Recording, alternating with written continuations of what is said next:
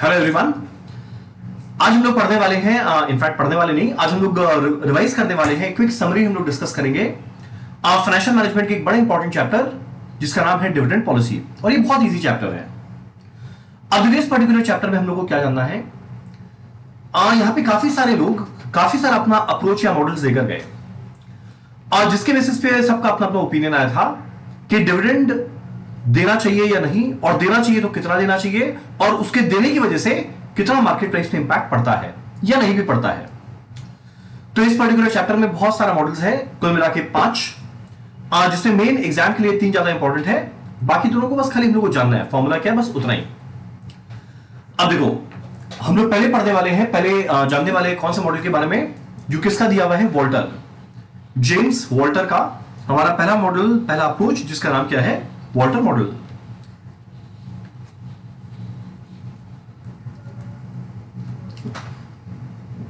Walter model के हिसाब से हमारा मार्केट प्राइस पर शेयर, देखो ये डिविडेंड पॉलिसी जो हम लोग पढ़ रहे हैं, पहला बात, इस पर्टिकुलर चैप्टर में हम लोग सिर्फ और सिर्फ इक्विटी शेयर होल्डर के डिविडेंड का बात कर रहे हैं। प्रेफरेंस शेयर होल्डर के डिविडेंड का बात करने का जरूरत ही नहीं है, क्योंकि उसका रेट एनीवेज फिक्स रहता है। तो यहां पर हम लोग का पूरा फोकस किस पे रहेगा, इक्विटी शेयर होल्डर के dividend pay, equity dividend, equity share holder का डिविडेंड। अब इक्विटी शेयर होल्डर के डिविडेंड देने या ना देने पे, ज्यादा या कम देने पे, कुल मिला के हमारा मार्केट प्राइस में क्या इंपैक्ट पड़ता है, यह पर्टिकुलर चीज हम लोग को समझना है। अब देखो, as per Walter, as per James Walter, हमारा मार्केट प्राइस पर शेयर का फॉर्मूला क्या बनेगा, D plus E minus D into R divided by K whole divided by K. यहां पे डी क्या है, ई क्या है, आर क्या है, के क्या, हम लोग को वो समझना पड़ेगा। सबसे पहले डी का मतलब क्या होता है, डी होता है dividend per share, dividend per share. हमारा ई क्या होता है, earnings per share, D dividend per share था। हमारा आर क्या है, रिटर्न ऑन इन्वेस्टमेंट, आर है हमारा रिटर्न ऑन इन्वेस्टमेंट। हमारा के क्या रहेगा, कॉस्ट ऑफ इक्विटी या कॉस्ट ऑफ कैपिटल, ये इक्विटी कैपिटलाइजेशन रेट। अब देखो इसका मतलब क्या है, एक और फटाफट शॉर्ट में डिस्कस करें। अब देखो, और सबसे पहले हम लोग समझते हैं ये जो डी ई आर के क्या है, वो तुम लोग जाने, इसका अब्रीविएशन का फुल फॉर्म, पर पहले समझते हैं ये फॉर्मूला ऐसा क्यों है। देखो, पहले बात करते हैं ईयर 1। एक इक्विटी शेयर होल्डर अगर इक्विटी शेयर परचेज करेगा, एक इक्विटी शेयर होल्डर अगर by chance equity share purchase करेगा, तो वो क्या प्राइस देने को तैयार रहेगा, जितना फ्यूचर में उससे बेनिफिट आने वाला है। कोई भी एक इंसान कोई भी चीज को कितना वैल्यू देगा, जितना फ्यूचर में उससे बेनिफिट होने वाला है, बस उतना ही वैल्यू देगा। अब क्वेश्चन उठता है, इक्विटी शेयर होल्डर को फ्यूचर में क्या बेनिफिट होने वाला है। पहले खाली ईयर 1 का बात करते हैं। ईयर 1 पहला साल एक इक्विटी शेयर होल्डर के लिए क्या कमाया गया है, अर्निंग्स पर शेयर। ये अब इसमें कुछ डिविडेंड दे दिया गया है और बाकी रिटेन कर लिया गया है, रिटेन अर्निंग्स। यानी सोच के देखो, इक्विटी शेयर होल्डर का को आज के दिन डिविडेंड मिला, वो तो मिल गया, तो आज के दिन उसको डिविडेंड मिला। हम लोग बात कर रहे हैं ईयर 1 का, आज के दिन डिविडेंड मिला, एकदम मिल गया। अब जो पोर्शन रिटेन किया, जो पोर्शन रिटेन किया है तो उसी का पैसा। आज जो पोर्शन रिटेन किया, वो रिटेन क्यों किया, कि उसको लग रहा होगा कंपनी को कि बिजनेस में फ्यूचर में अच्छा ग्रोथ आने वाला है। तो देखो, पहला साल डिविडेंड मिला, इसके अलावा जो पहला साल में कमाया था, उसमें जो डिविडेंड दिया उसको माइनस कर, अर्निंग में डिविडेंड माइनस कर, क्या बचा, रिटेन अर्निंग्स। तो ये पोर्शन क्या चीज का है, रिटेन अर्निंग्स का। अब जो पहला साल रिटेन अर्निंग्स किया, उसको बिजनेस में इन्वेस्ट कर दिया, और जितना भी रुपया इन्वेस्ट करते हैं उससे क्या कमाते हैं, आर। तो भैया जितना भी रुपया इन्वेस्ट किया, मान लो 10 में 6 डिविडेंड दिया था, तो रिटेन क्या किया, 4। अब जो 4 रुपया रिटेन किया, वो बिजनेस में इन्वेस्ट हो गया, तो बिजनेस से कुछ रिटर्न मिलेगा, मान लो कितना मिलेगा, 10%। तो जो 6 रुपया मिला वो मिला, जो 4 रुपया रिटेन किया उसका 10% बिजनेस देगा, और वो खाली पहला साल थोड़ी, वो तो हर साल देगा। अगर 4 रुपया बिजनेस में रह गया तो उस पर हर साल ही तो कमाएंगे।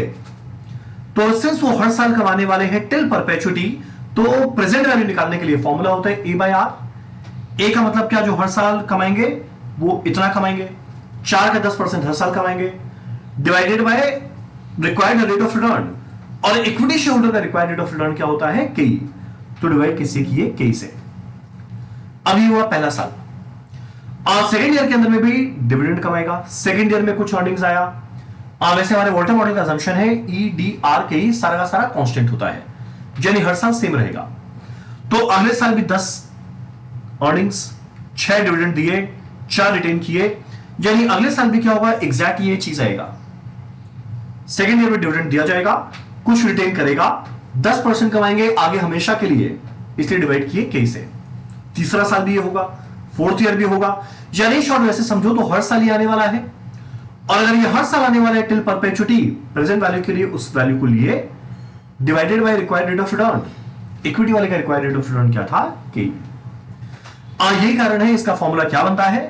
तो ये दो कंपोनेंट मिला, एक डिविडेंड मिला उसी साल मिल गया, plus earnings minus dividend retain किया, इनटू आर बिजनेस से रिटर्न क्या मिला, पर सिंस वो हर साल आया तो डिवाइड किए के से, और ये न्यूमरेटर का पूरा फैक्टर हर साल आएगा, इसीलिए वापस से डिवाइड किए के से। एग्जाम में अंदर में देखो इस फॉर्मूला का डेरिवेशन क्या है, वो हम लोग से डेफिनेटली नहीं पूछेगा, पर हम लोग फॉर्मूला याद होना चाहिए।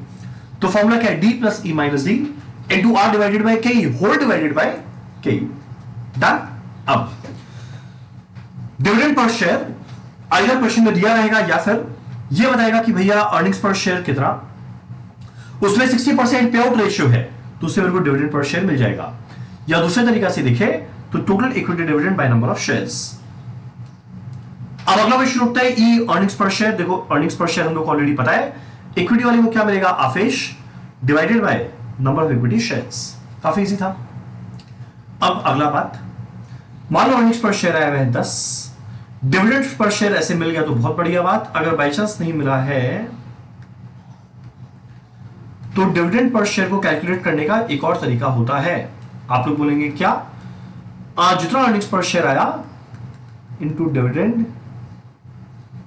पे आउट रेशियो, जितना अर्निंग्स पर शेयर आया into dividend payout ratio, यानी जितना इक्विटी वालों के लिए कमाए, पूरा तो डिविडेंड देते नहीं है जनरली, तो कितना परसेंट डिविडेंड दिया मेरे को मिल जाएगा। मान लो हमारा अर्निंग्स पर शेयर था 10, डिविडेंड पे आउट रेशियो बोला है 60%, तो क्या देंगे, 10 का 60% कितना देंगे, 6 रुपया। इजी है। चलो ये हम लोग पढ़े डिविडेंड पर शेयर, अगला हम लोग पढ़े अर्निंग्स पर शेयर। अब अगला आर और के। आर क्या होता है, आर क्या है, बिजनेस से कितना रिटर्न आया। ध्यान देना, हम लोग ये तो लिखे थे कि 4 रुपए रिटेन किया, उससे बिजनेस कितना रिटर्न देता है, 10%, तो इसका नाम क्या है, रिटर्न ऑन इन्वेस्टमेंट। एक और नाम से बुलाया जाएगा बिजनेस से इंटरनली कितना रिटर्न आ रहा है, internal rate of return, IRR। ठीक। अगला के लिए हम लोग कॉस्ट ऑफ कैपिटल चैप्टर में पढ़े थे। के क्या होता है, कॉस्ट ऑफ इक्विटी या इक्विटी कैपिटलाइजेशन रेट या कॉस्ट ऑफ कैपिटल। जनरली यहां पे हम लोग नहीं मानते प्रेफरेंस शेयर या डिवेंचर है, यानी एकमात्र सोर्स क्या है हमारा, इक्विटी। तो जो इक्विटी का कॉस्ट है वही ओवरऑल कॉस्ट है। क्लियर है यहां तक। तो मेरा फॉर्मूला, प्लीज फॉर्मूला को ध्यान रखना, मार्केट प्राइस पर शेयर का फॉर्मूला क्या बनेगा, D plus E minus D, retain कितना किए, इनटू आर उससे कितना रिटर्न कमाए, डिवाइडेड बाय के क्योंकि हर साल मिला, होल डिवाइडेड बाय के क्योंकि न्यूमरेटर पूरा हर साल मिलेगा। Done. Or D dividend per share, E earnings per share, R return on investment या इंटरनल रेट ऑफ रिटर्न, और हमारा के क्या होने वाला है, जो इक्विटी शेयर होल्डर का चाहत है, कॉस्ट ऑफ इक्विटी या कॉस्ट ऑफ कैपिटल या इक्विटी कैपिटलाइजेशन रेट। डन। चलो अब एग्जाम के अंदर में कभी कभी आर और के का वैल्यू नहीं देता है, एग्जाम में कभी कभी आर और के का वैल्यू नहीं देता, तो उस समय आर जैसा कि हम लोग डिस्कस किए क्या था, रिटर्न ऑन इन्वेस्टमेंट, यानी कितना रुपए इन्वेस्ट करने पे कितना अर्निंग्स आ रहा है। तो मान लो इन्वेस्टमेंट किया हुआ है 10 लाख और पहला साल अर्निंग्स आ रहा है 1 लाख, कितना परसेंट कमाया, 1 लाख कमाया, डिवाइडेड बाय 10 लाख रुपए लगा के परसेंटेज के लिए 200, तो कितना कमाए, 1 लाख, डिवाइडेड बाय टोटल कितना लगा के 10 लाख, परसेंटेज के लिए 200। तो अगर बाई चांस क्वेश्चन में ना दे, हम लोग आराम से कैलकुलेट कर सकते हैं। अब अगर जनरल के क्वेश्चन में देखो के का वैल्यू दिया रहता है, पर अगर मान लो के का वैल्यू नहीं दिया, घबराना मत। अगर बाई चांस के का वैल्यू नहीं दिया, टेंशन का बात नहीं है। के को कैलकुलेट करने का एक और तरीका होता है 1 डिवाइडेड बाय पी रेशियो। तुम लोग ऐसा क्यों बताते हैं, ऐसा क्यों। याद करना चैप्टर कॉस्ट ऑफ कैपिटल। याद करना चैप्टर कॉस्ट ऑफ कैपिटल, जहां पे के को कैलकुलेट करने का हम लोग काफी सारा मेथड डिस्कस किए थे। जिसमें 5 मेथड था। एक था dividend price model, DPS by MPS into 100% बनाने के लिए। अगला था earnings price model, EPS by MPS. तो देखो ईपीएस बाय एमपीएस से भी कई निकलता है, ठीक। अब अगर हम लोग चाहें तो इसको मैथमेटिकली ऐसे लिख सकते हैं 1 divided by MPS by EPS. इसको लिख सकते हैं 1 divided by MPS by EPS. और पता है जो डिनोमिनेटर में लिखे एमपीएस बाय ईपीएस वो क्या होता है? एमपीएस बाय ईपीएस क्या होता है? देखो ये मार्केट प्राइस और अर्निंग्स का रेशियो है। ये मार्केट प्राइस और अर्निंग्स का रेशियो है। इस रेशियो को क्या बोलते हैं? Price earnings ratio. Price earnings ratio. चलिए अगर मान लो कभी क्वेश्चन के अंदर में के का वैल्यू ना दे, तब टेंशन का कोई बात नहीं। के का वैल्यू हम लोग कैलकुलेट करेंगे। क्वेश्चन उठता है कैसे? 1 डिवाइडेड बाय पी रेशियो करके। तो आई होप, मैं उम्मीद करता हूं आप लोगों को ये पूरा चीज क्लियर होगा। पहला बात formula D plus C minus D into R by K whole divide by K. D dividend per share, E earnings per share, R return on investment, K cost of equity. R ना दे यानी कितना percent कमाया, तो earnings by total capital into 100। K ना दे तो 1 divided by P ratio.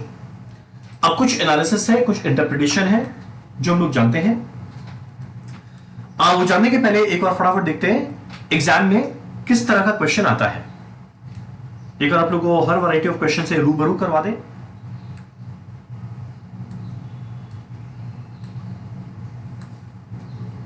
देखना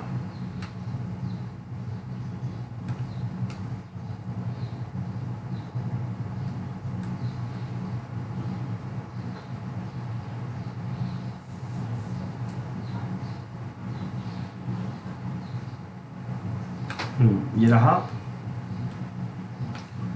आया हमारा बुक। अब एक बार इसी क्वेश्चन को देखते हैं। देखिए इसमें क्या क्या दिया हुआ है, कैसे। खाली 4 नंबर खोजेंगे, डी ई आर के क्या, जरा देखिए क्या है। साउंड कंपनी अर्न ₹6 पर शेयर। देखो अर्निंग्स पर शेयर दिया हुआ है 6, ये आ गया ई। कैपिटलाइजेशन रेट, कैपिटल का रेट, और हम क्या बोला खाली इक्विटी कैपिटल होता है। जब इक्विटी कैपिटल का रेट दिया है मतलब क्या दिया हुआ है कि कितना दिया हुआ है 10%। रिटर्न ऑन इन्वेस्टमेंट, बिजनेस से रिटर्न कितना आ रहा है वो दिया हुआ है 20%। R according to Walter model what should be the price per share, MPS निकालना है कब? At 30% dividend payout ratio. तुम क्या बोला, अगर by chance dividend per share ना दे तो घबराना मत। अर्निंग्स ₹6 पर शेयर, डिविडेंड क्या दे रहे हैं उसका 30%, तो 6 का 30% कितना आएगा 1.8। तुम लोग आराम से वैल्यू पुट कर सकते हैं फॉर्मूला के अंदर में। एमपीएस का फॉर्मूला क्या बनेगा, D plus E minus D into R. 20% माने 20 बाई 100 0.2 डिवाइडेड बाई के 10% माने 0.1 होल डिवाइडेड बाई के। तो अगर आप लोग कैलकुलेट करेंगे तो देखना जाएगा 4.22, 8.4, 1.8 जाएगा 102 रुपया, ठीक। सेकेंड पार्ट क्या, ऑप्टिमम पे आउट रेशियो, वो जानते हैं कुछ देर बाद। और देखो क्वेश्चन किस तरीका से आता है।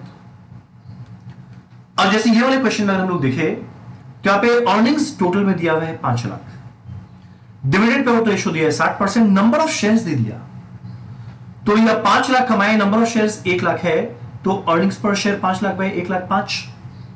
डिविडेंड देंगे इसका 60% माने 3। इक्विटी कैपिटल का रेट दिया मतलब कि रिटर्न ऑन इन्वेस्टमेंट दिया माने आर। आराम से कैलकुलेशन हो जाएगा। अब आप लोग को दिखाए थोड़ा और तरह का क्वेश्चन, ये भी सेम टाइप का है, ये भी सेम है। अब एक और क्वेश्चन नंबर 6 को देखते हैं। हमारा अर्निंग्स ऑफ द कंपनी दिया हुआ है 4 लाख। ओ वाह, इसमें डी ई आर के चारों नहीं दिया हुआ है, मतलब डायरेक्टली नहीं दिया हुआ है, निकालना पड़ेगा। अर्निंग्स ऑफ कंपनी है 4 लाख। प्राइस अर्निंग्स रेशियो मैंने पी रेशियो दिया हुआ है 12.5, कुछ याद आ रहा होगा, अभी जस्ट कुछ देर पहले डिस्कस किए। और डिविडेंड पेड है 3,20,000, नंबर ऑफ शेयर्स है 40,000। और शुरू में लिखा हुआ है टोटल इक्विटी शेयर कैपिटल कितना है 40 लाख। चलो ठीक है, कहां गया, हाँ चलो सबसे पहले अर्निंग्स पर शेयर कैसे आने वाला है। अर्निंग्स पर शेयर कैसे आएगा, कुल मिला के अर्निंग्स क्या कमाए बाय नंबर ऑफ शेयर्स, तो कुल मिला के अर्निंग्स कमाए हैं 4 lakh, by number of shares 40,000, 4 lakh by 40,000 कितना आ जाएगा 10 रुपया पर शेयर। ठीक, अगला हमारा डिविडेंड पर शेयर। और डिविडेंड पर शेयर कैसे आएगा, कुल मिला के डिविडेंड कितना दिए 3,20,000, divided by number of shares कितना है 40,000, तो 3,20,000 बाय 40,000 कितना आ जाएगा 8 रुपया पर शेयर। ठीक, ई आया, डी आया। अगला है आर और के। कुछ दिन पहले बताया था कि अगर बाई चांस आर का वैल्यू ना दे तो हम लोग कैलकुलेट करेंगे। कैसे करेंगे, आर क्या होता है, बिजनेस से कितना परसेंट कमाया, तो देखो बिजनेस से कुल मिला के कितना अर्न किए हैं 4 लाख रुपया, टोटल कितना रुपया लगा के 40 लाख रुपया लगा के, तो हमारा आर क्या आ जाएगा 4 लाख कमाए, कितना रुपया लगा के 40 लाख,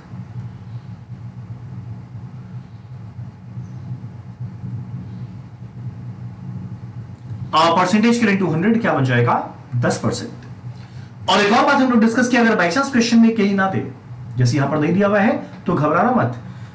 के को कैलकुलेट करने के लिए एक तरीका क्या होता है, 1 divided by P ratio, P ratio कितना है 12.5, कैलकुलेट करना है कितना बन जाएगा 0.08।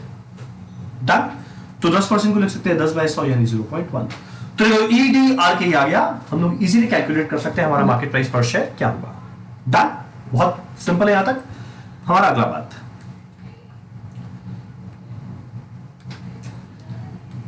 हमारा अगला बात कुछ ऐसा है, एनालिसिस। अब देखो 3 सिचुएशन हो सकता है जब आर यानी बिजनेस से कितना रिटर्न आया, और दूसरा हम लोग देखेंगे के यानी इक्विटी शेयर होल्डर का चाहत क्या है। इसके बेसिस पे 3 सिचुएशन हो सकता है कि आइडियलिस्टिकली इस कंपनी को कितने रुपए का डिविडेंड देना चाहिए। तुम लोग कैसे 3 सिनेरियो बनेगा बताते हैं। मान लो पहला scenario, when R is more than K, के का मतलब क्या, इक्विटी शेयर होल्डर का चाहत, इक्विटी शेयर होल्डर का expectation, equity share holders expectation, उनका चाहत कितना है। मान लो इक्विटी शेयर होल्डर का चाहत है 10% कमाना, यानी जहां से उसको 10% मिले वो खुश है।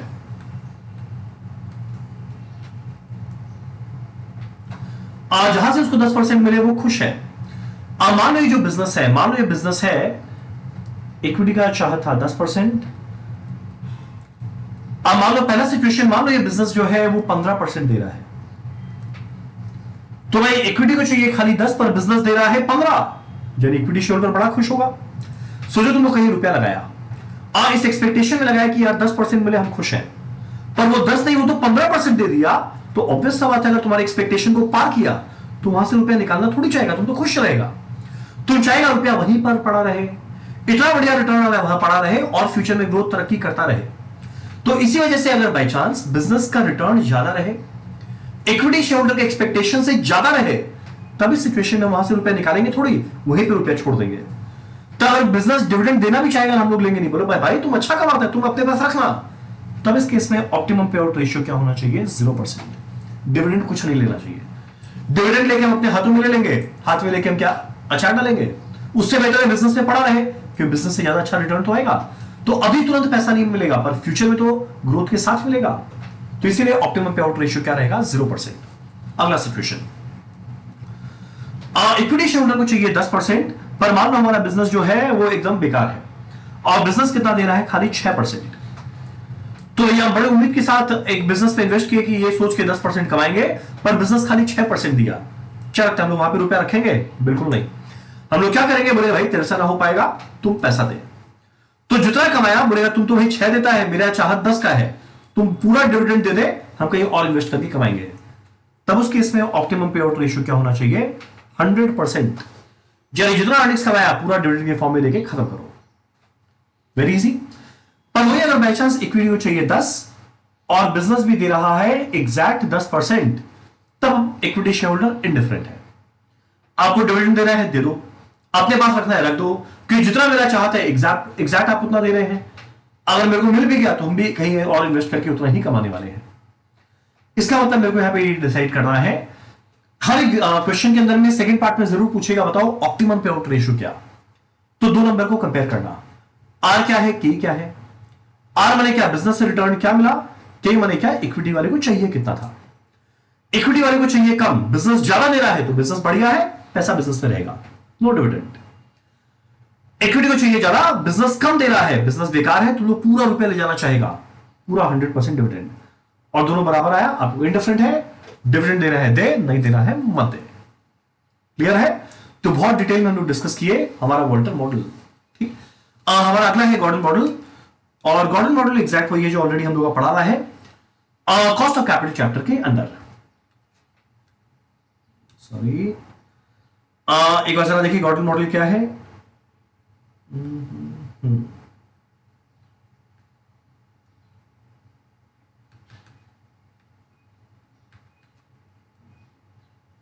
देखो, पहला बात गॉर्डन मॉडल किसका दिया हुआ है, माइकल गॉर्डन। आप लोगों को शायद याद होगा, हम लोग कॉस्ट ऑफ कैपिटल में के को कैलकुलेट करने का एक तरीका सीखे थे, वो था K E is equal to D1 upon P0 plus G। याद होगा, K E is equal to D1 upon P0 plus G। ये वाले चैप्टर में देखो, उस चैप्टर में हम लोग क्या कैलकुलेट करते थे, के क्या होगा। उस चैप्टर का ऑब्जेक्टिव वो था, और ये चैप्टर का ऑब्जेक्टिव के निकालना नहीं है। इस चैप्टर का ऑब्जेक्टिव है मार्केट प्राइस निकालना। ध्यान देना, वॉल्टर में भी हम लोग मार्केट प्राइस निकाले थे, MPS is equal to D plus E minus D to R by K whole divided by K. तो मार्केट प्राइस निकालना, और मार्केट प्राइस के थोड़ी होता है, मार्केट प्राइस के थोड़ी होता है, मार्केट प्राइस तो P0 होता है। जाने शॉर्ट मुझे यहां पर क्या कैलकुलेट करना है, आज का मार्केट प्राइस वो है P0। तो कुछ नहीं करना, इसी को थोड़ा इधर उधर उलट पलट कर हमारा अपने आप फॉर्मूला बन जाएगा। तो क्या उलट पुलट करना है, एक काम करते हैं हम लोग, इसको ऐसे लिख सकते हैं, K minus G is equal to D1 upon P0। इसको यहां पर लेकर गए, माइनस हो गया। अब एक काम करते हैं, इसको इधर ले जाते हैं, तो क्या लिख सकते हैं, P0 is equal to D1, ये पूरा आएगा नीचे, डिवाइडेड बाई के माइनस जी। P0 क्या है, मार्केट प्राइस, जो क्या बनेगा D1 अपॉन के माइनस जी। तो देखो अकॉर्डिंगली हमारा फॉर्मूला क्या है, P0 equal to D1 upon K minus ji.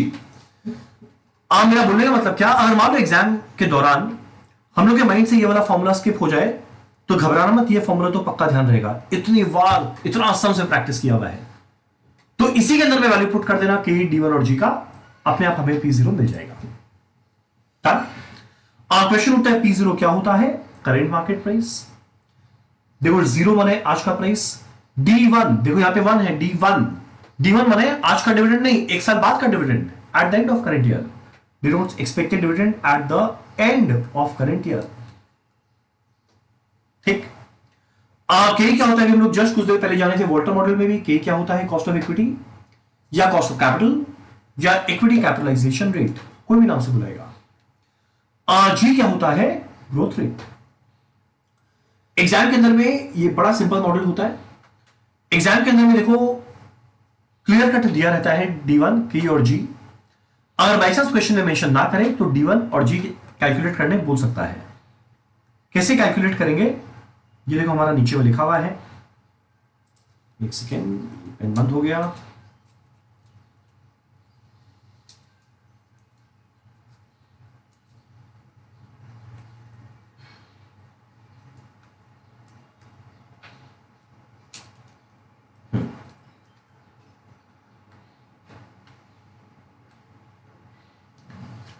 D1 कैसे कैलकुलेट करेंगे, D1 कैलकुलेट करने के लिए वो D0 दे देगा।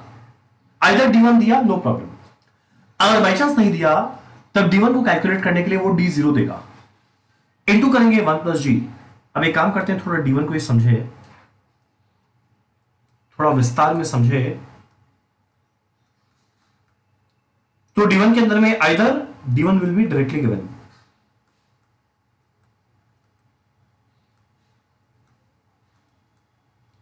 तब कोई झमेला नहीं है, सीधा ले लो। या वो क्या करेगा, D0 will be given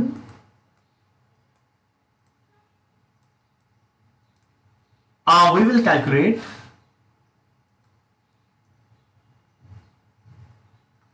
D1। Question उठता है कैसे? मान लो हमारे क्वेश्चन में लिखा हुआ है D0, यानी टाइम पीरियड 0 में डिविडेंड दिया गया 10 रुपया, पर मेरे को चाहिए होता है 1 साल बाद का डिविडेंड। तब इस केस में ग्रोथ रेट वो जरूर बताएगा। मान लो ग्रोथ रेट कितना है 8%। तो यह शुरू में कमाए थे 10, पर मेरे को निकालना है 1 साल बाद क्या कमाएंगे। तो 10 रुपया पहले कमाया हुआ है डिविडेंड, और कमाया हुआ मतलब डिविडेंड दिया हुआ है, पर मेरे को चाहिए 1 साल बाद का। तो 10 में 8% जोड़ेंगे, जो क्या बन जाएगा 10.8। ठीक, तो ये दूसरा तरीका। या तीसरा तरीका, earnings per share will be given, तब डिविडेंड का वैल्यू कितना आएगा, जितना ईपीएस है into dividend payout ratio. यानी मान लो हमारे क्वेश्चन में देगा अर्निंग्स पर शेयर है 10 रुपया पर शेयर, और डिविडेंड दे रहे हैं 40%, तो 10 का 40% कितना हो जाएगा 6 रुपया पर शेयर। क्लियर है यहां तक? तो D1 को कैलकुलेट करने का 3 तरीका हो सकता है। तो D1 दिया रहेगा, K जरूर दिया रहेगा। अगला है G। G क्या होता है, ग्रोथ रेट। वो दिया तो बहुत बढ़िया बात, अगर बाई चांस नहीं दिया तो घबराना मत। G का हम लोग कैलकुलेशन कर सकते हैं B इंटू आर करके। B इंटू आर का मतलब B और R क्या है यहां पर। B क्या होता है, रिटेंशन रेशियो, यानी कंपनी कितना परसेंट अपने पास रखता है। R क्या है, रिटर्न ऑन इन्वेस्टमेंट, यानी जो भी रुपया वो रखा उसमें कितना परसेंट कमाता है। तो एक बात सोचो, हमारे माइकल गॉर्डन के हिसाब से एक कंपनी तभी ग्रो करेगा जब वो अपने पास रुपया रखेगा। अगर पूरा डिविडेंड के फॉर्म में दे दिया तो भैया मेरे पास क्या है, कुछ नहीं बचा, ग्रो कैसे करेंगे। जी, अगर बाई चांस एक कंपनी को ग्रो करना है, उसको कुछ पैसा अपने पास रिटेन करना पड़ेगा, और अगर वो रिटेन करेगा तभी वो ग्रो करेगा। तो ग्रोथ कितना करेगा, जितना रिटेन किया बिजनेस में आया, उस पर बिजनेस कितना परसेंट कमा कर दिया है। इसका मतलब मान लो रिटेन करता है 60%, मान लो रिटेन करता है 60%, और बिजनेस का से रिटर्न आता है 20%। अपने पास रखा 60, बिजनेस से रिटर्न वाला है 20%, तो ग्रो कितना करेगा, 60 का 20% कितना बन जाएगा 12%। डन। तो ये था हमारा Gordon model D1 upon KE minus G। Clear है यहां तक? तुम लोगों ने एग्जाम में इसमें किस तरह का क्वेश्चन आ सकता है, एग्जाम में किस तरह का क्वेश्चन आ सकता है जरूर दिखाते हैं आप लोग को।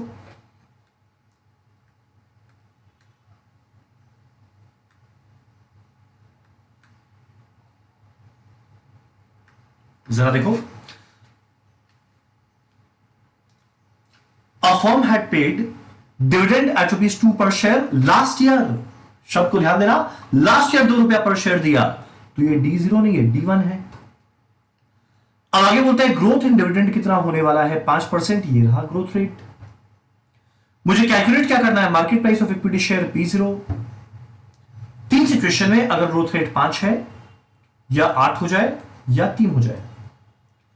Given that the required rate of return of equity investor, equity shareholder का एक्सपेक्टेशन कितना है 15.5% कमाना।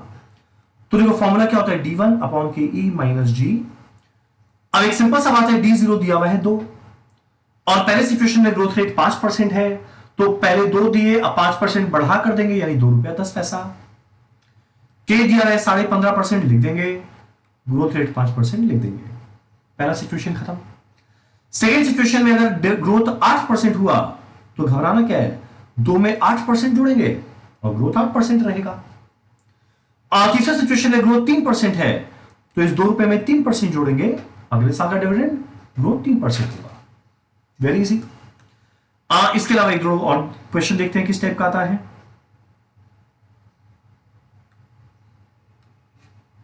अब जैसे ये क्वेश्चन जिसमें वॉल्टर गॉर्डन दोनों कर दे बोल दिया, तो वॉल्टर के लिए DERK चाहिए था। तो अगर आप लोग आइडेंटिफाई करें, E पता है, डिविडेंड पर शेयर D पता है, कॉस्ट ऑफ कैपिटल KE पता है, रिटर्न ऑन इन्वेस्टमेंट R पता है। वॉल्टर तो खत्म। गॉर्डन के लिए फॉर्मूला होता है D1 upon KE minus G। तो देखो डिविडेंड पर शेयर कुछ नहीं बोला, हम लोग मानेंगे 1 साल बाद का ही है, तो 3 रुपया दिया हुआ है। KE 18% दिया हुआ है, यानी 0.18। जब भी ग्रोथ रेट ना दे, हम लोग कुछ देर पहले डिस्कस किए ग्रोथ रेट क्या होता है, B इंटू आर। बी माने क्या, रिटेंशन रेशियो 75%। आर मैंने क्या, बिजनेस कितना रिटर्न दे रहा है, 22%। तो आप लोग कैलकुलेट करेंगे 75 इंटू 22% कितना बन जाएगा, 16.5%, यानी 0.165। डन। तो वॉल्टर हुआ, गॉर्डन हुआ। नेक्स्ट हमारा एक आखिरी इंपॉर्टेंट वाला मॉडल जो है वो है मोदी ग्लानी मिलर अप्रोच। जनरल एग्जाम में 3 से क्वेश्चन पूछता है। अब मोदी ग्लानी मिलर थोड़ा अलग टाइप का है। पहला दोनों मॉडल के हिसाब से डिविडेंड रेलेवेंट है, फिर डिविडेंड के अमाउंट के चेंज होने के साथ मार्केट प्राइस बदलता है। सोचो ना, हमारा पहला वाला जो फॉर्मूला था वो क्या था, dividend D plus E minus D, यानी अगर डी का वैल्यू चेंज होता है तो ऑब्वियसली एमपीएस का वैल्यू चेंज होगा, यानी डिविडेंड रेलेवेंट होता है मार्केट प्राइस निकालने के लिए। नेक्स्ट, अगर हम लोग गॉर्डन को देखें, गॉर्डन में भी क्या था,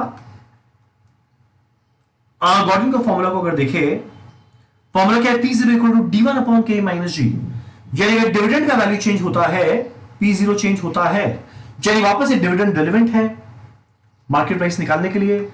पर जो हमारा तीसरा अप्रोच आया मोदी ग्लानी मिलर, मोदी ग्लानी मिलर, उसके हिसाब से डिविडेंड एब्सोल्युटली इररिलेवेंट है, इसीलिए इसका नाम है डिविडेंड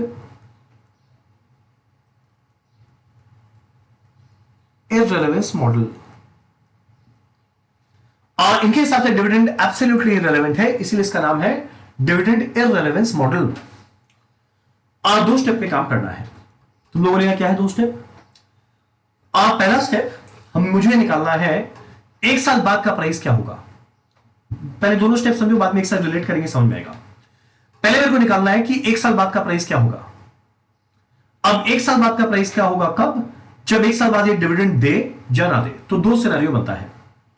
कंपनी के लिए पास 2 सिनेरियो है, आइदर डिविडेंड दे या फिर ना दे। उसके लिए एक फॉर्मूला है, कैलकुलेट करेंगे मार्केट प्राइस, कौन सा वाला, P1। एक फॉर्मूला है P0, आज के दिन का प्राइस क्या होता है। सोचो, आज के दिन के इंसान, अगर हम एक नंबर लाइन बना के समझाए सिंपल सा तरीका से, आज है टाइम पीरियड 0, ये है टाइम पीरियड 1।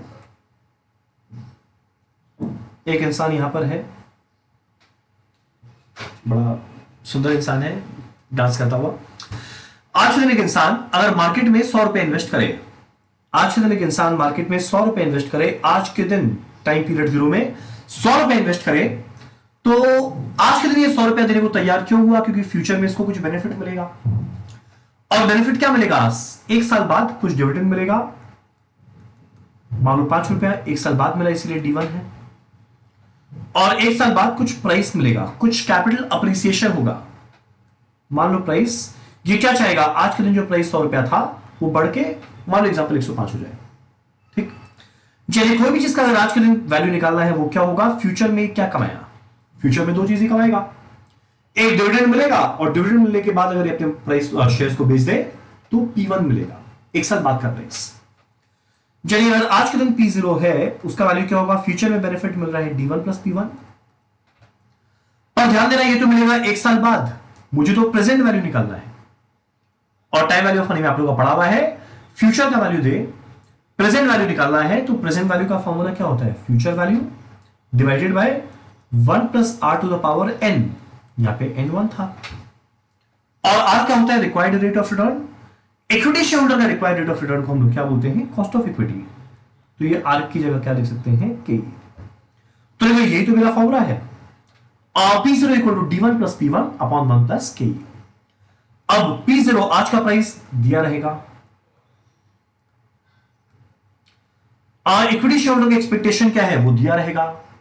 अब 2 सिनेरियो बनाएगा, डिविडेंड दिया है तो वैल्यू लिखेंगे, P1 मिल जाएगा। और अगर बोलेगा डिविडेंड नहीं दिया तो डिविडेंड का वैल्यू 0 लिखेंगे तो P1 मिल जाएगा। यानी हम लोग को कैलकुलेट क्या करना है, we need to calculate P1 कब, जब D1 P0 KE तीनों दिया रहे, will be given the problem both when dividend is declared and not declared. क्योंकि यहां पे हम लोग को लास्ट में ये प्रूफ करना है डिविडेंड एब्सोल्युटली इररिलेवेंट है, डिविडेंड दे या ना दे इससे कोई फर्क नहीं पड़ता। क्लियर है यहां तक। तो मेरा पहला स्टेप में क्या निकाले, P1, कौन सा फॉर्मूला यूज करके, P0 equal to D1 plus P1 upon 1 plus K। अब एक और मेरा P1 मिल गया। अब सीधा हम लोग कैलकुलेट करेंगे एक साल बाद का सिनेरियो। एक साल बाद का सिनेरियो, पहला साल खत्म, खत्म होने पे इनकम स्टेटमेंट बनाया गया। Sale minus variable cost, contribution minus fixed cost करते करते करते करते हम लोग कितना अर्निंग्स या आफेश आया देखिए। अब हम क्या बोला, सिचुएशन दो हो सकता है, आइदर डिविडेंड दे रहा है या डिविडेंड नहीं दे रहा है। अगर वैसा डिविडेंड देगा तो जितना भी इक्विटी डिविडेंड देगा माइनस कर दे। याद करो ना, आफेश में से इक्विटी डिविडेंड माइनस करते हैं तो मुझे रिटेन अर्निंग्स मिलता है, तो रिटेन अर्निंग्स मिलेगा। और जब डिविडेंड नहीं दे रहा तो कुछ नहीं दिए, तो जो आफेश है वही रिटेन अर्निंग्स हो गया। Very easy. अब अगला क्वेश्चन में बताएगा कि साल के एंड में कुल मिला के इसको मालूम नया एक्सपेंशन करना है, एक बिजनेस एक नया प्रोजेक्ट सेटअप करना है जिसके लिए कुछ रुपया चाहिए। अब जब रुपया चाहिए तो भैया पहले तो वो यूज करेगा जो खुद ऑलरेडी कमाया हुआ है, उसी रुपए को यूज कर लेगा जो रिटेन किया। मान लो 100 करोड़ चाहिए, यहां बचा है 40 करोड़, यहां पे बचा है 70 करोड़, कुल मिला के 100 करोड़ चाहिए। तो भैया 40 तो ये यूज कर लिया, मतलब नया इक्विटी शेयर से और रुपया लेना पड़ेगा 60। ये कैसे आया, जितना इन्वेस्टमेंट करना है 100 माइनस कितना ऑलरेडी पड़ा है, बाकी नया चाहिएगा। इस सिचुएशन में इक्विटी वाले से खाली 30 लेना है कि 100 में 70 ऑलरेडी पड़ा हुआ है, 30 लेना है। ले रहा है यहां तक। अब ये जब इक्विटी शेयर से पैसा लेंगे, ये कब लेंगे, एक साल बाद। और जब एक साल बाद मार्केट से हम लोग पैसा लेंगे तो किस प्राइस में लेंगे, एक साल बाद के प्राइस पे। तो एक साल बाद के प्राइस को हम लोग क्या बोलते हैं, P1। तो इतना इतना रुपया रेस करता है, कौन से प्राइस पे, P1। और ध्यान देना, स्टेप 1 में P1 निकाला था ना, डिविडेंड दिए और नहीं दिए दोनों सिचुएशन में, तो मेरे को क्या मिलेगा, कितना नया इक्विटी शेयर्स मुझे इशू करना पड़ेगा। अब तुम लोग बाई चांस डेसिमल में आया, तुम लोग क्या करेंगे, डेसिमल में ही रखेंगे। और इक्विटी शेयर डेसिमल में नहीं हो सकता, पर हमारे मूडी क्लैरी मिलर का एक असम्पशन था, equity shares are divisible in nature. यानी अगर बाई चांस डेसिमल में आए, हम लोग डेसिमल में ही छोड़ेंगे। तो लास्ट में हम लोग जाके कंक्लूड करेंगे, वैल्यू ऑफ फर्म एक साल के एंड में पुराना इक्विटी शेयर कितना था, नया नंबर इक्विटी शेयर्स कितना आया, तो टोटल शेयर्स मिल गया। और एक साल बाद का प्राइस क्या था, P1 मल्टीप्लाई करके देखना, वैल्यू ऑफ फर्म मिलेगा, दोनों जगह सेम आएगा। आप क्वेश्चन उठता है, आप इसका एग्जांपल के साथ बताइए तो थोड़ा बेटर रिलेट हो पाएगा। बनाते हैं, अब एक काम करते हैं, इसको हम लोग एक एग्जांपल से ही समझते हैं। और मीनवाइल हम जितना कुछ लिखे हैं एक और इसको रब कर देते हैं ताकि थोड़ा नीट एंड क्लीन लगे। तो देखिए, हम लोग को दो स्टेप में काम करना है।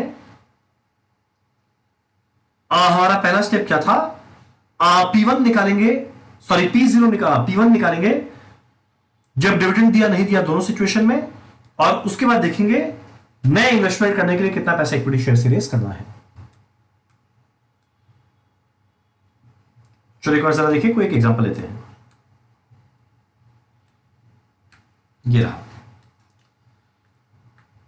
मान लो एग्जांपल के तौर पे हम लोग ले रहे हैं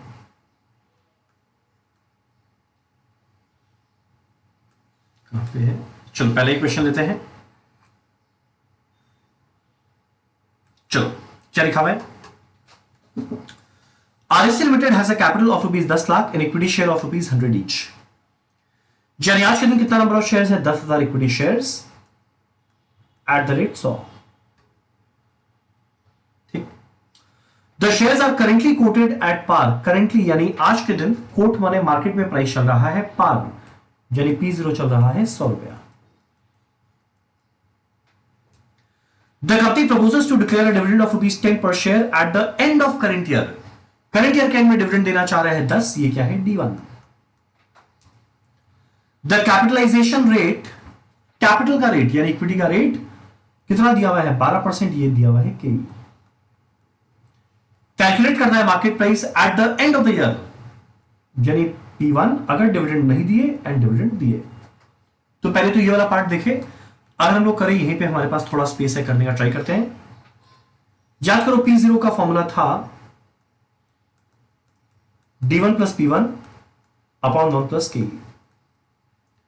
आप दोनों सिचुएशन लेते हैं, जब डिविडेंड दिए, डिविडेंड नहीं दिए। जब डिविडेंड दिए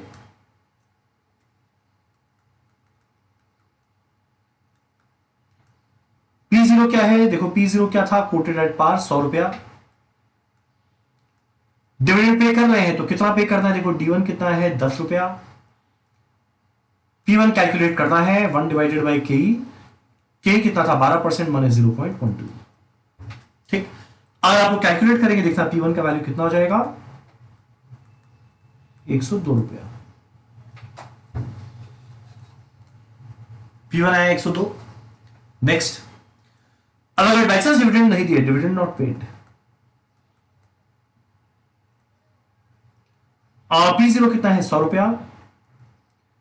आज जब डिविडेंड कुछ नहीं दिया तो D1 का वैल्यू 0 रहेगा। P1 मुझे कैलकुलेट करना है 1 डिवाइडेड बाई 1 प्लस के 12%, P1 कितना बन जाएगा 112।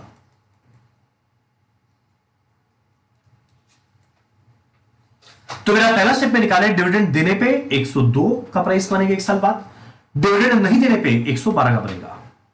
अब आखिरी पार्ट बोलते हैं मान लो कंपनी डिविडेंड दे रहा है और हम लोग दोनों में निकाल के देखेंगे।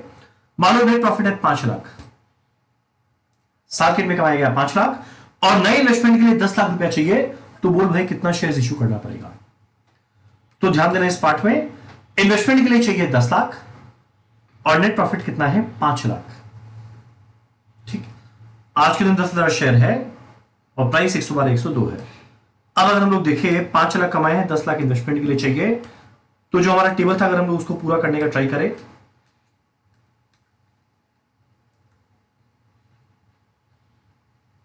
देखो पहला स्टेप में हम लोग क्या निकाल रखे हैं P1।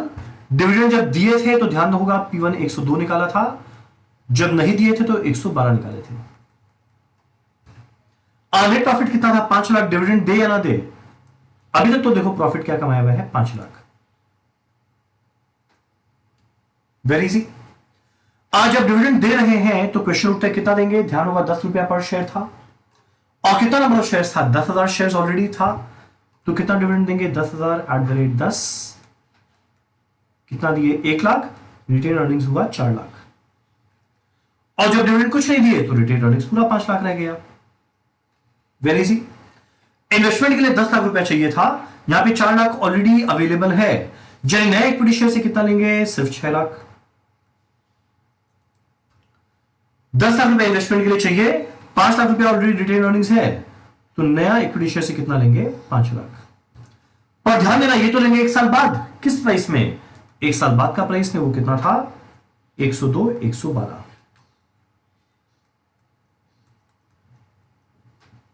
ठीक, तो 6 लाख रेस करना है 102 के रेट में, मुझे नया नंबर ऑफ शेयर्स मिलेगा।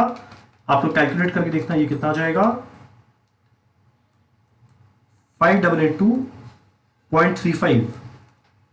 आज जैसा कि हम बताया शेयर्स डेसिमल में हो सकता है, इसके असम्पशन के हिसाब से हम लोग डेसिमल में रखेंगे। दूसरे वाले में देखना कितना आ जाएगा 4464.29। ठीक, अब अगला क्वेश्चन यहीं पे खत्म कर देगा, या मैंने प्रूफ करके बता एक साल बाद वैल्यू में कितना डिफरेंस आया। तो मेरा वैल्यू ऑफ फर्म क्या बनेगा, 10,000 शेयर्स ऑलरेडी था, 588.35 ओह सॉरी 588.235 और आया, यानी कुल मिला के शेयर्स कितना हो जाएगा 1588.235, और एक साल बाद रेट क्या है 102, तो वैल्यू मिल गया। और यहां पे 10,000 शेयर था, इतना और जुड़ गए तो 14464.29 इंटू एक साल बाद प्राइस कितना है 112। तो अगर आप लोग कैलकुलेट करेंगे देखना ये बनेगा 16,20,000, एक साल बाद का प्राइस, सॉरी वैल्यू, ये भी क्या आएगा 16,20,000।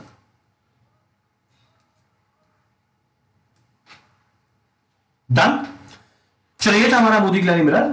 तो लोग 3 मॉडल्स बहुत डिटेल में पढ़े। पहला मॉडल हमारा कौन सा था वॉल्टर, अगला क्या था गॉर्डन, तीसरा क्या था मोदी ग्लैनी मिरर। और इसके अलावा 2 और मॉडल हमारे सिलेबस में है, आप एग्जाम के अंदर में जनरली वो नहीं आता, बट स्टिल हमारे सिलेबस में हम लोग जरूर जानेंगे। चलो वे काम करते हैं हम लोग अगला 2 मॉडल जाने।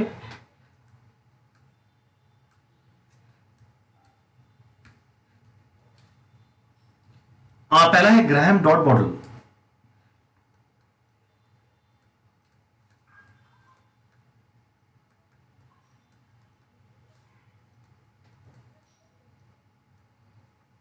हमारा ग्राहम डॉट मॉडल का फॉर्मूला क्या? हमारा ग्राहम डॉट मॉडल का फॉर्मूला, देखो ये ट्रेडिशनल मॉडल है। इसके हिसाब से डिविडेंड हमेशा देना बेटर है, और ये एम्पेरिकल स्टडी के बेसिस पे आया था। एम्पेरिकल स्टडी का मतलब क्या? बाय सर्वे। ये पता लगाया कितने लोग डिविडेंड तुरंत चाहते हैं, कितने लोग डिविडेंड नहीं चाहते और फ्यूचर में ग्रोथ चाहते हैं। तो उसके बेसिस पे इसने देखा कि मैक्सिमम लोग का यह मानना था कि आज के दिन जो मिल जाए वो बढ़िया, फ्यूचर इज अनसर्टेन। आज के दिन जितना मिला उतना अच्छा है, अगर हम कंपनी में रख दिया। अब फ्यूचर में मान लो कंपनी के अंदर में कुछ बुरा हो गया तो भैया जो आज मिलता वो भी चला जाएगा। तो इस मॉडल के हिसाब से आज के दिन जो मिले वो मच बेटर है एज कंपेयर टू जो फ्यूचर में मिलने वाला है। डन। तो उसके बेसिस पे इन्होंने अपना एक फॉर्मूला दिया। वो फॉर्मूला क्या है? वो फॉर्मूला है P is equal to M into D plus E divided by 3।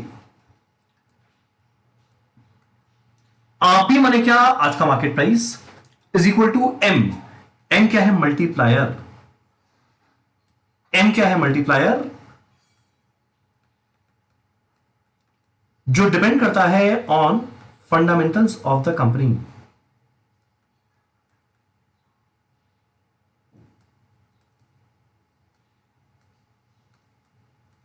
जो डिपेंड करता है on fundamentals of the company, यानी जिस कंपनी का फंडामेंटल बहुत साउंड रहेगा उसके अंदर में एम ज्यादा रहेगा।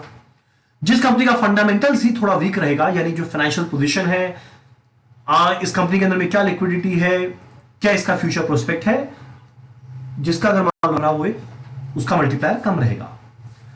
R into D plus E by 3। D क्या है? Dividend per share. ई क्या है? Earnings per share.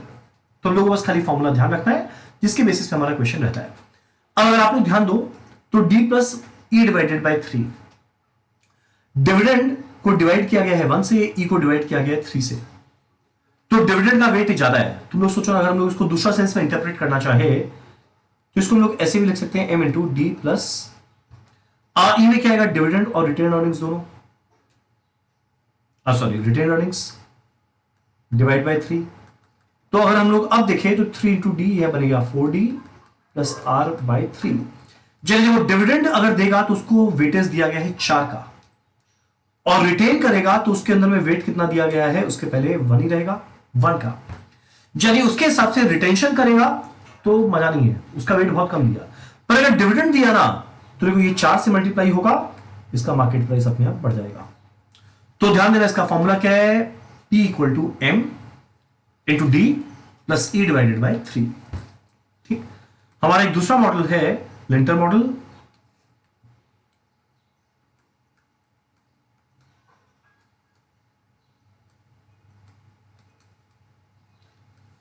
जैसे कि अभी हमारा हर एक मॉडल ग्राहम हो, सॉरी गॉर्डन हो या वॉल्टर हो या ग्राहम डॉट हो, ये सारा का सारा मॉडल फ्यूचर का मार्केट, आज का ये मार्केट प्राइस बता रहा था। हमारा लिंटर मॉडल मार्केट प्राइस नहीं बताता।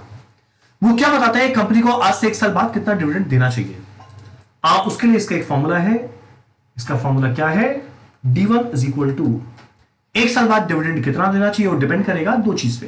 पहला, पिछले साल डिविडेंड क्या दिए उतना तो देना ही है, उससे कम देने से काम नहीं चलेगा, उतना तो देना है, प्लस करंट ईयर में आप कितना अर्निंग्स पर शेयर कमाने वाले हैं, करंट ईयर में आप कितना अर्निंग्स पर शेयर कमाने वाले हैं, इनटू उसमें कितना परसेंट डिविडेंड देंगे, into target dividend payout ratio, कितना टारगेट है मेरा डिविडेंड देने का,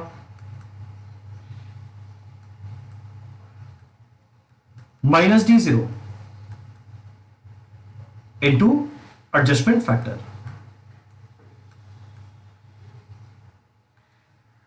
तुम बोलेगे इस फॉर्मूला का मतलब क्या? देखो इस फॉर्मूला का मतलब क्या, 1 साल बाद डिविडेंड क्या देना है, वो डिपेंड करता है 2 चीज पे। जो पिछले साल डिविडेंड दिया, देखो इक्विटी शेयरहोल्डर एक्सपेक्टेशन रहेगा उतना तो मेरे को चाहिए, प्लस थोड़ा एक्स्ट्रा और चाहिए, तो ये एक्स्ट्रा वाला पोर्शन है। एक्स्ट्रा और कितना चाहिए जरा देखना। मान लो इस साल, पिछले साल डिविडेंड दिया हुआ है मान लो 4 रुपया, करंट ईयर में मान लो मेरा अर्निंग्स आने वाला है 10 रुपया, और मान लो मेरा ऑब्जेक्टिव होता है 60% डिविडेंड देने का, तो 6 रुपया देना चाहिए। तो पिछले साल से कितना ज्यादा देना चाहिए? 2 रुपया और। पर यहां पे कुछ ना कुछ देखो, ये तो अगले साल हम लोग असर्टेन कर रहे हैं कितना डिविडेंड देना चाहिए। अब अगले साल में हो सकता है कंपनी के अंदर में बहुत कुछ बदलाव आ जाए, कंपनी का जो पोजीशन है उसमें थोड़ा बहुत चेंज आ जाए। तो ऐसा नहीं है कि हमेशा लगातार 60% देता रहेगा। अगर बाई चांस थोड़ा रिस्क या अनसर्टेनिटी में बदलाव आता है तो उस चीज को एडजस्ट करने के बाद, उस फैक्टर को एडजस्ट करने के बाद निकालो कितना डिविडेंड देंगे। मान लो एडजस्टमेंट फैक्टर के हिसाब से डिविडेंड कम देना है, रिस्क थोड़ा बड़ा है, तो इंटू 80% कर देंगे यानी 0.8। तो ये कितना आ जाएगा 6 - 4 2 का 80% 1.6 क्या बनेगा 5.6।